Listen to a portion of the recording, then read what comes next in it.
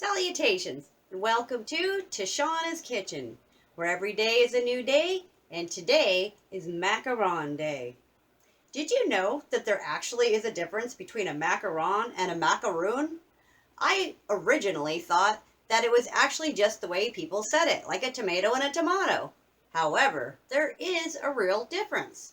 And today, not only am I going to tell you the difference, I am going to prepare a macaron.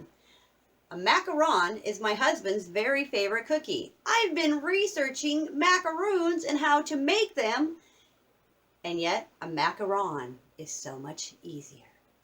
So today we're going to get started with a macaron, and together we're going to do that in 6 easy steps.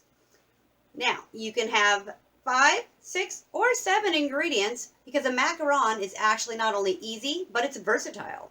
So today we are going to make a macaron in the way my husband traditionally has had them since he was a kid, with 5 ingredients. And then we're going to add in another, which is a traditional ingredient. And at the end, we're going to add in a newer ingredient. So first thing we're going to do, step number 1, is turn on our oven to 325.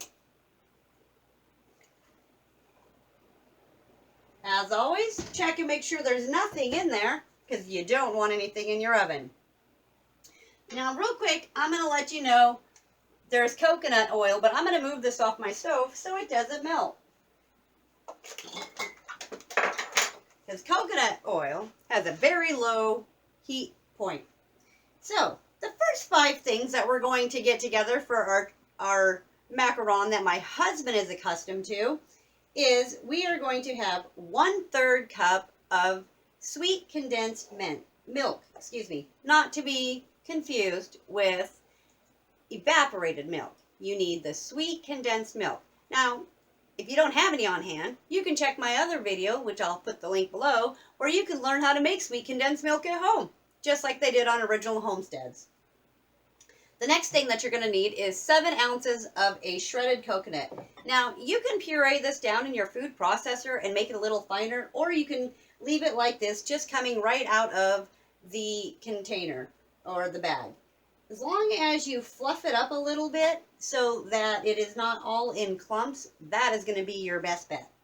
The next thing that you're going to need is your salt. Y'all know by now I like my Himalayan salt, so we will be using 1/4 teaspoon of salt, which we are going to be adding right into our coconut.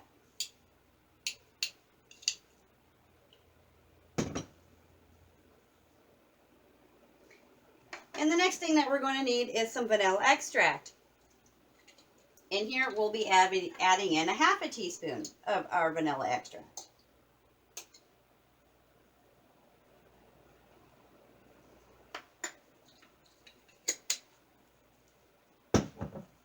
We're going to go ahead and take that 1/3 cup.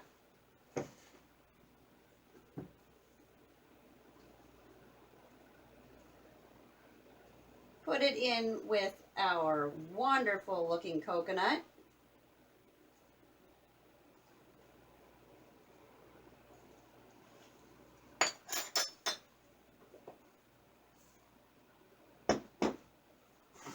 And now we're just simply going to mix that together.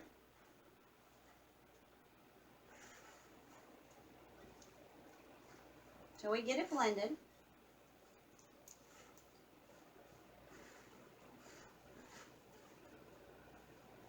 And as soon as we get that put together, we are actually going to set that aside. And would you believe we've already done 3 of our steps. Now I'm going to go ahead and mix this up, and then I'm going to get back to you. But in the meantime, I wanted to tell you that other ingredient, which is 1 room temperature egg white. Now I've taken the egg yolk and I've put it into the fridge so that I can use it in a later recipe. And then I have out my regular hand mixer with my whisk attachment, and I'm going to whip this up for about 3 minutes to 5 minutes in a dry, grease-free container, as well as the whisk attachment, so that I can get a stiff peak from my egg white. And when I get that done, we will have 4 of our 6 steps done. Now I'm going to go ahead and do that and get back to you in just one moment. Okay, so mix this up. I actually got in there with my hands and did it. I just set my spatula back in so I can use it when I'm getting ready for my shaping. Here we have the egg. It has reached a peak. You can see as it's staying, it kind of looks like a marshmallow top. When your egg white stays just like that, where it has the top, when you just simply pull it out, well, now I ruined it, but here, let me show you.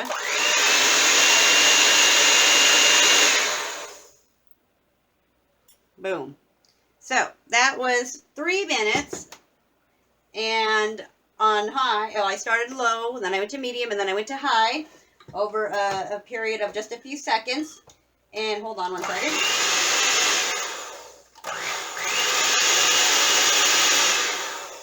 Take that out. And then you also will see in the background here, I have my pre-roasted pecans that I used for my husband's rum raisin carrot cake. That is not a tradition. It's a kind of an expectation every year for his birthday. And so these were the leftover from the birthday cake. I went ahead and I have sifted just a tiny bit down there because he says, oh, I didn't have that when I was a kid. That doesn't sound good. So I'm like, well, that's a traditional thing, and he never saw them made. He just knew it took a long time to make them. However, it really doesn't take a long time. But when you're a kid, it feels like it.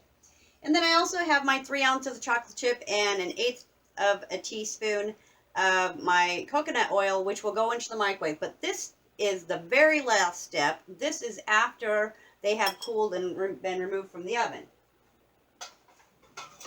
So I'm setting that aside, and we're going back to the next step, which is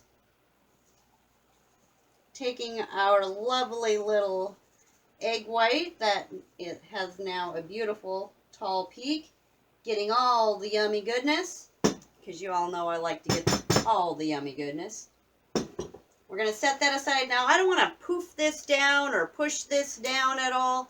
I literally am going to add my coconut to the top and move it around and mix it together lightly. I don't want to get it too pushed down, otherwise it's actually going to make my egg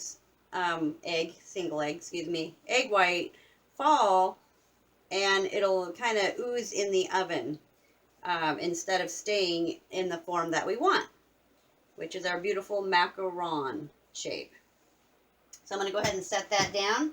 And the next thing is having your cookie pan and a piece of parchment paper, and you're going to want to have your favorite. Usually people use about 1.5 inch size.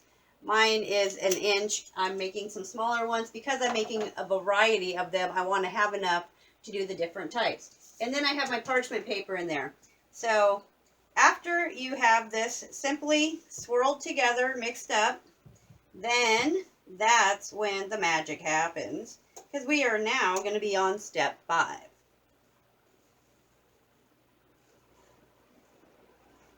All right, it is beautifully fluffed together. Wanting to make sure that I have not squished, but made all of that egg white touch all of our coconut mixture.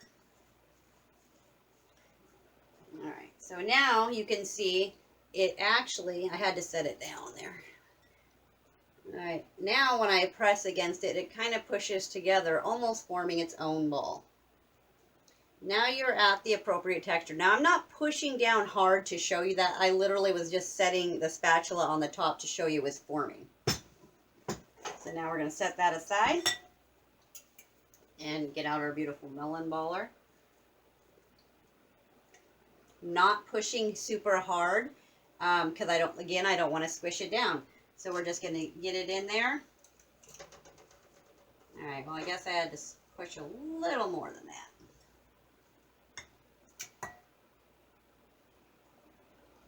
Oh, it wasn't quite full, that's why. All right, so let's get that pushed down in there a little better.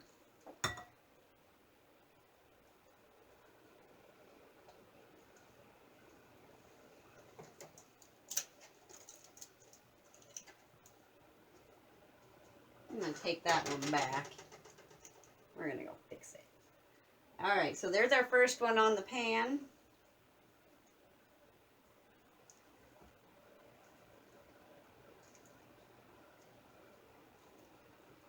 I'm not pushing super hard, but I do want to make sure that it's combined together. That's better. All right. I'll show you one more. Pushing it together, bringing it in to the melon baller.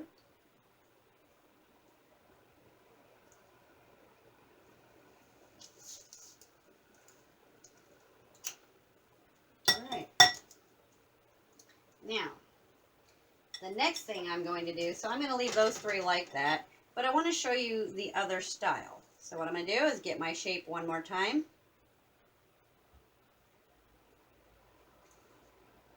Now these are the surprise ones for my husband, and we're not telling him that we're adding these pecans until after he gets to try it. So now I'm going to take and pull it out into my hand. And I'm actually going to put it in and twist it into my pecan bottom.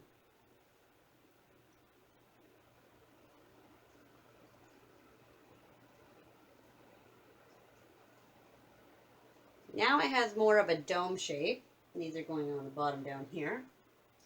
And it's just around the bottom and the edge. I am not putting it on the top because I want to make sure that he likes them first. So I'm just leaving it with the regular top like the other ones. Now I'm going to go ahead and do one more, and then I will get back to you when the rest of them are on the tray. So one more time, we're going to fill it. Trying to make sure that my coconut is inside without the extra edges hanging around, which I will clean up so that they don't get too brown. Want them to be about the same brownness and texture, of course.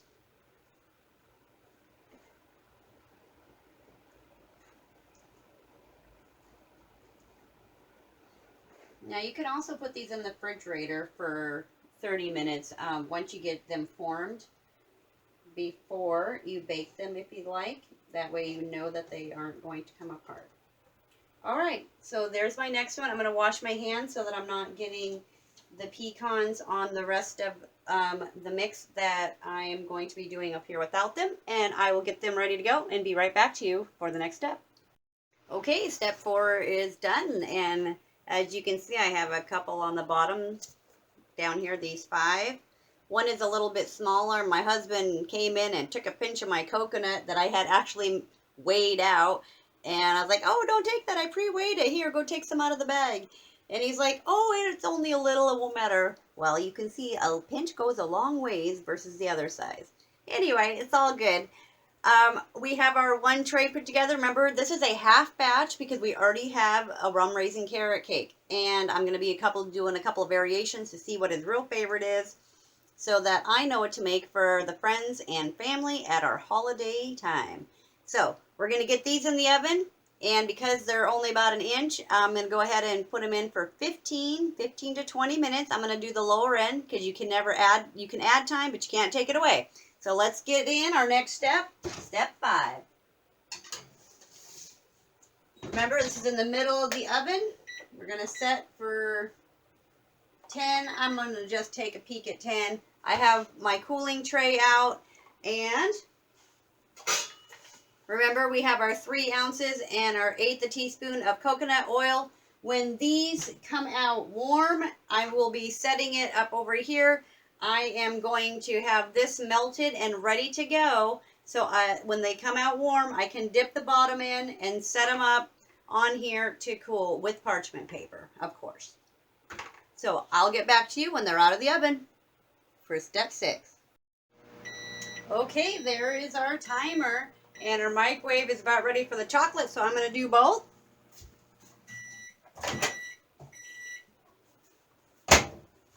There's our chocolate. And let's pull out. Ooh, those are beautiful. And there our super fresh and hot macarons. I'm going to turn off my oven. Now those are super hot, and I did tell you that we needed to dip them when they were warm, and I have started to prepare my chocolate. 30 seconds and then 20 seconds, and I let it rest in between, and I keep swirling because you don't want to overcook it. A lot of people seem to think that putting your chocolate in longer and quick, for a longer time at first is going to make it better. But really, it's about swirling it around, swirling your chocolate around and moving it around and mixing it with that coconut oil or butter or whatever fat you're using to thin it out and gloss it up. Because really, this is just how you keep it from getting too solidified.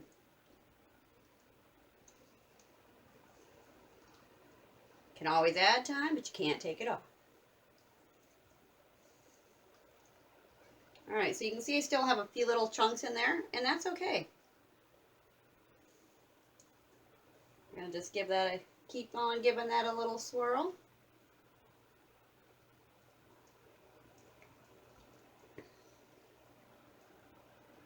So some of these macarons we're going to leave plain, as I mentioned earlier, and some we're going to dip with the chocolate, and these 5 have the pecans.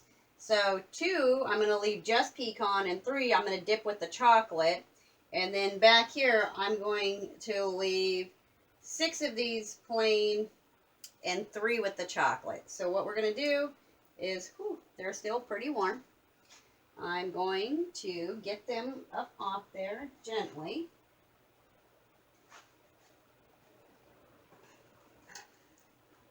All right.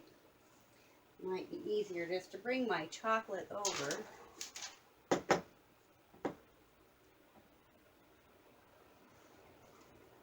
Now I'm not wanting to break it. Oh, look at that bottom. Nice and toasty. It's got a beautiful little bottom.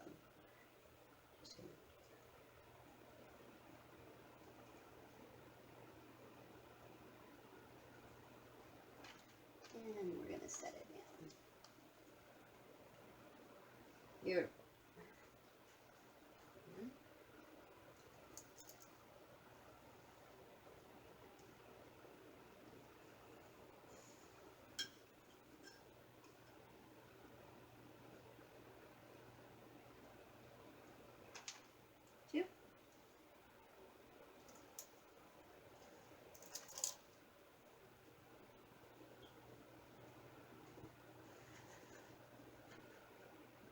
Chocolate a swirl, and we'll do the third one.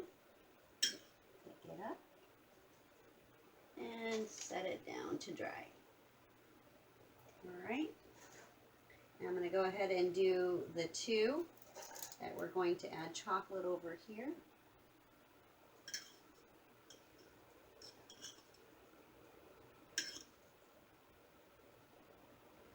Ooh, that one's a little much. 1. Maybe that'll be mine, because y'all know I love chocolate. All right, I'm going to take the edge and clean it off. I think that's why my other one's stuck. There we go. Oh, that's beautiful. Now, these pecan bottom ones are absolutely gorgeous. Set down my chocolate. And I'm going to show you one without the chocolate on my hand. Oh, look at that bottom. Isn't that beautiful? So I'm just going to go ahead and set that over here. All right. Okay, I really couldn't leave without letting you try them. So the ones that I would really like to try are the chocolate ones on the bottom, but they're in the refrigerator still setting up. I'm going to go ahead and try that little one that we left behind. I have 4 on the tray for my husband and his friend. I'm going to go out to the garage. My husband is out there fabricating a part for our emergency heater for when the power goes out. So I'm going to go ahead and take them a little treat. But I thought you'd like to know how they turned out in the end. So they're super soft, as you can see. And they come apart easily. So I'm going to pull that apart. Oops, sorry.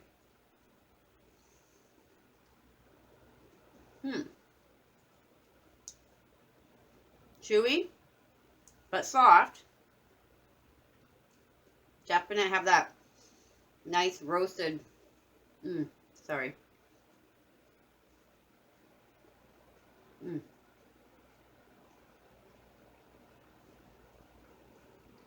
Nice roasted flavor with that texture.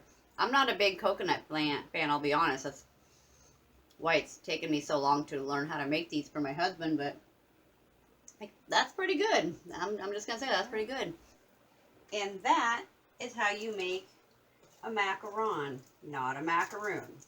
Now remember, a macaron is easy, 5 to 7 steps, and a macaroon is difficult, and it takes a long time. You have to have feet, and it is a French macaroon, a French word, which does not mean difficult, but truly is. I hope you enjoyed this video on how to make a macaron and several different varieties, and you can even spice it up and add some almond extract instead of vanilla extract, or if you wanted to dip in and maybe try a different kind of nut or something, that would be fantastic. I hope you enjoyed this video. Like, share, subscribe.